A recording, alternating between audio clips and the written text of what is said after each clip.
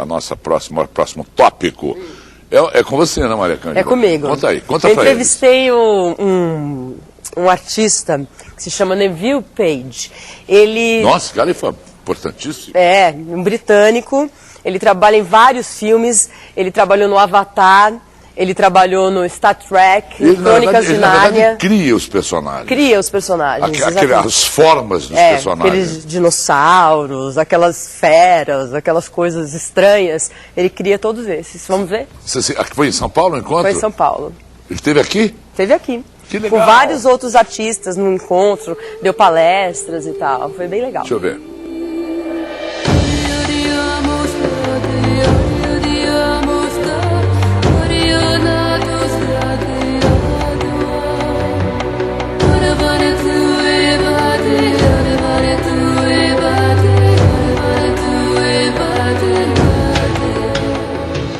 Ele é um mestre, um professor, um astro da indústria do entretenimento, só que dos bastidores. Neville Page é um concept designer, ou melhor, o cara da criação, que concebe, que tem a ideia original. O que ele desenha? Criaturas incríveis para os filmes mais importantes de Hollywood. E é um dos melhores e mais bem-sucedidos profissionais da área. O grande barato é que ele veio para o Brasil, São Paulo, só para conversar com nossos jovens designers. Na palestra, mostrou suas criaturas por vezes bizarras, incríveis, colossais. Revelou seus segredos e inspirações. Explicou direitinho como fez cada filme. Mas não satisfeita, eu o puxei de lado para um papo particular, só para vocês entenderem melhor esse universo fantástico.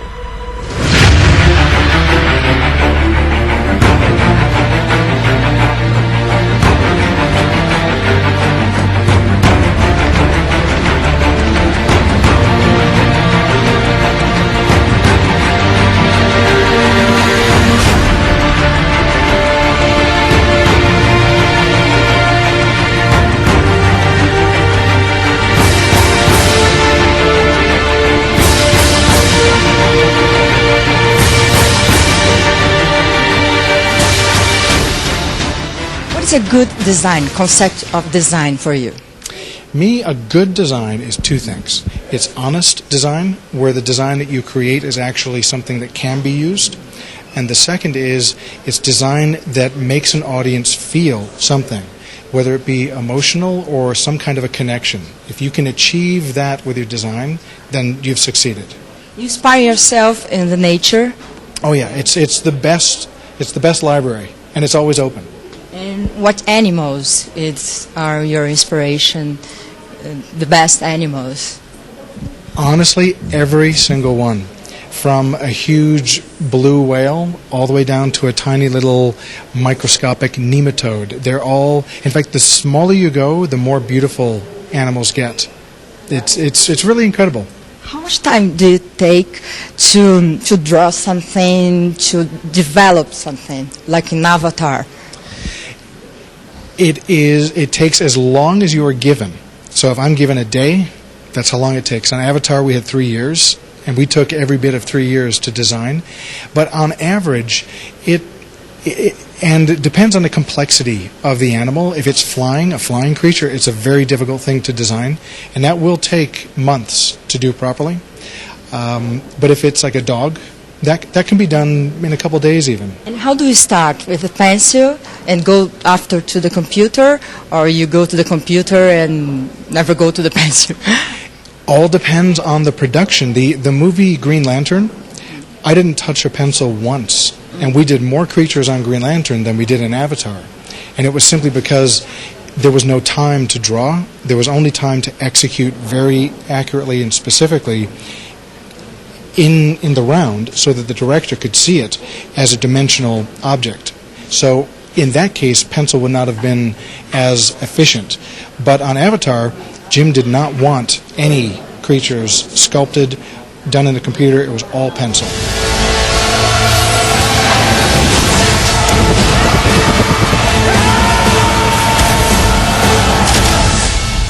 Wow. I know, right? Woo! James Cameron works? Well, he works nonstop. I thought I worked hard, and James Cameron, it's incredible to watch. He knows so much about every facet of design, cinematography, lighting, set design, and when you think that you can impress him, he'll break out his sketchbook and he'll draw for you. And that was really both very exciting and intimidating because he could draw as good as you. But what helped was he could tell us exactly what he wanted by describing it very specifically on paper, as opposed to using words to try and describe something, because sometimes it's difficult to say it's got big teeth and it's like this and goes like. Jim will go, no, this is what you're going to design. So it's very helpful. What's your favorite creature in Avatar? I consider the Banshee kind of my babies, in a way, because I started on them almost at the beginning of the production and didn't stop until 3 years. Having worked on it for so long, you get to know the character quite intimately. And I think that we achieved it collectively. It's a large group of people doing it. And for me, I say it's like my baby, because when I saw Avatar for the first time and I saw the Banshee flying, I really was starting to tear up, because it was like seeing your baby walk. Because it was so real. It was so real.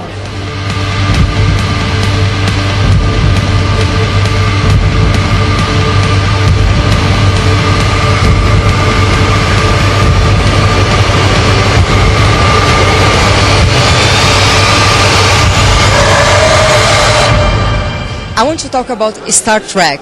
How was your experience?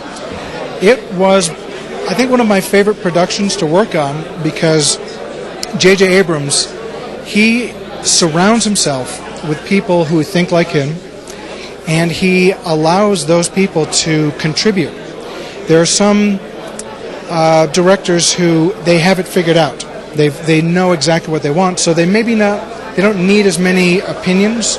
Where JJ would come to you, anyone, the person who's preparing the food that day, and say, hey, what do you think of this design? And get their opinion, because he recognizes that everyone has a valued opinion. Thank you very much. I hope you come back to Brazil. Me too. Bye-bye.